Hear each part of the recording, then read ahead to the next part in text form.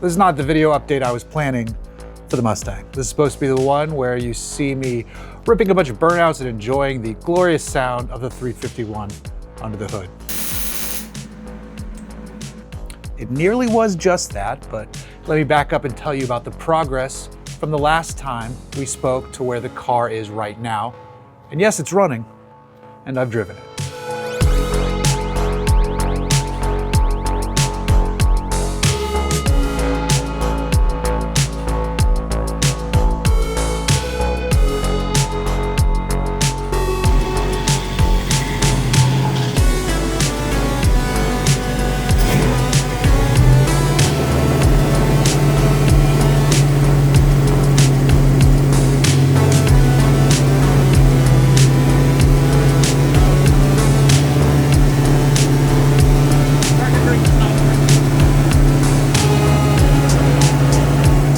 Last you heard, the Mustang needed to head off to a local shop to have the wiring finished. That was taken care of at OC Car here in Lake Forest, and while the car was there, I figured, why not have them run fresh brake lines?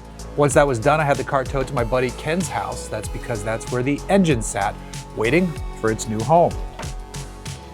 We picked a Saturday, started early, and set to work. Now, Ken has a garage with every tool we could possibly need, as well as a head full of knowledge to get this work done. He'd already joined the engine and transmission before I got there. We cleared some room, got the engine on the lift, and slid it into position with a little finagling here and there. The only real hang-up was that one of the headers on the driver's side needed a little bit of adjustment by way of a hammer. But once that was done, the engine and trans were in. In fact, it happened a lot more quickly than I thought it would.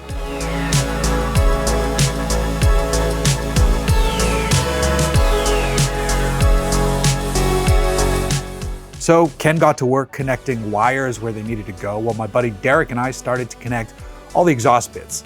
Once again, we needed a bit of help from Ken, who quickly cleaned up the H-pipe part for Derek and I since we were struggling. It just wouldn't line up. He made it line up thanks to his welder. We're gonna need the bend to come up. I think you might be right, yeah.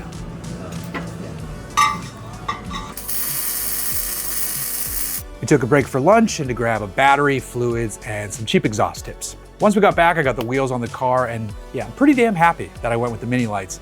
These look fantastic. At that point, there was nothing left to do but fire the thing up.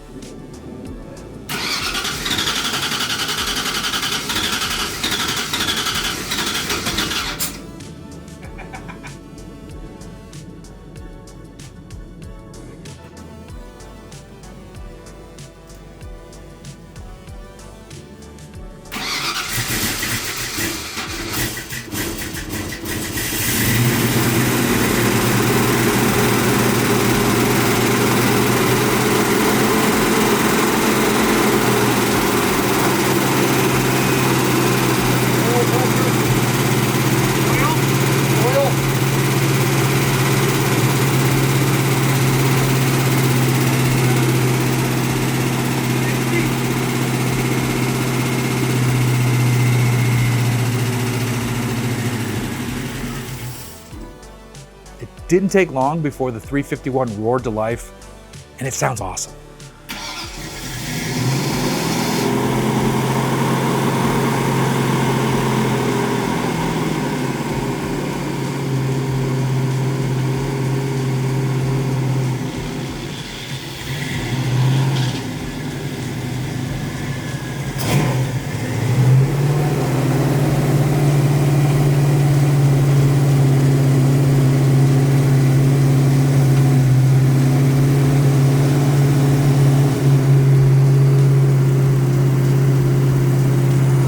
The Holly Sniper 2 did a little bit of schooling, but eventually found out where its idle should sit, and the Mustang is alive. Much better start. You're chalked now. What? You're blocked I now. came off the brake. Yeah. Thank you.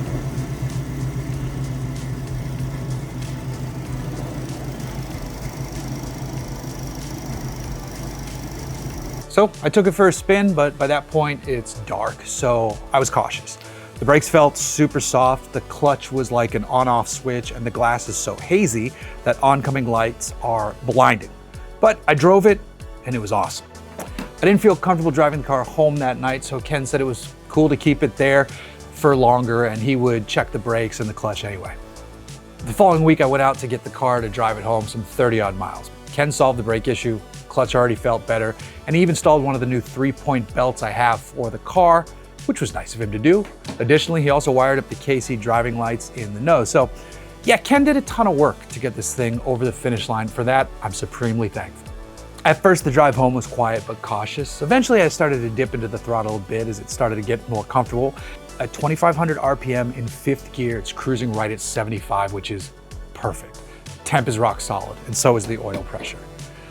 I was sitting there with my arm out the window thinking, oh my God, I have a V8 Mustang. Hey, what's that noise? So I started to hear something. It was a weird rhythmic sound I couldn't quite place.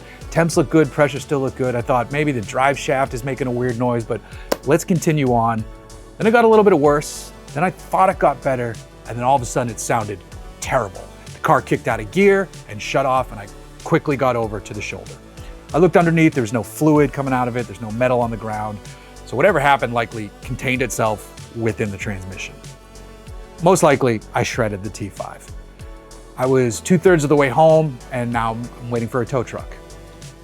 And that's where we are now.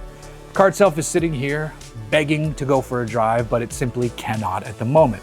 I'm not sure if the rebuild on the T5 wasn't great work, if the engine makes more power than we think, and the T5 said, nah, I'm good, or I don't know what happened. I gotta get the trans out of the car and figure it out. So next steps are to get the gearbox out of there and have a look.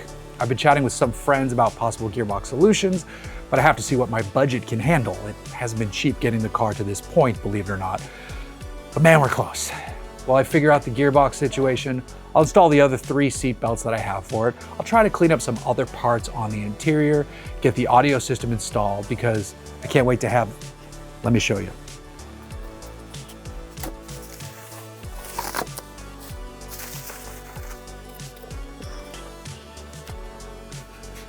Yes, focus please. Focus, dummy.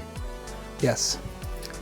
This is the Pioneer that has the dancing dolphins. I found a good one on eBay that already has a Bluetooth adapter, and it's going in the car. Once I figure out my plan for the gearbox of the car, we'll quickly be back on the road. Everything else is basically ready to go, minus that I never had the speedo cable hooked up, but I determined my highway speed using Waze. But all the lights work, the fuel gauge works, the tach works, the sniper display is mounted in a decent spot. This thing wants to rip, and it won't be long.